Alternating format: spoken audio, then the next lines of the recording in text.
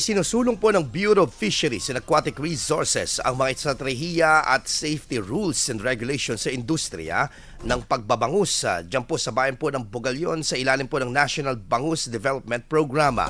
Sa naturang aktibidad, ibinahagi po ng 30 fish growers ng Bugallon ang kahalagahan ng pagtalima sa mga itinakdang food safety regulations and standards at iba pang mahalagang konsepto ng food handling tulad ng pagtalima sa halal principles upang lubos na maunawaan ng mga kalahok ang processing ng high-quality fishery products.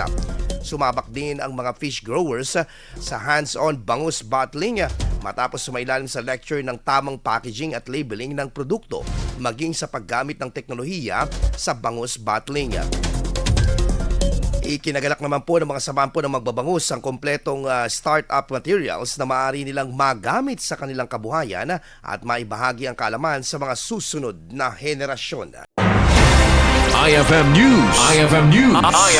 IFM News.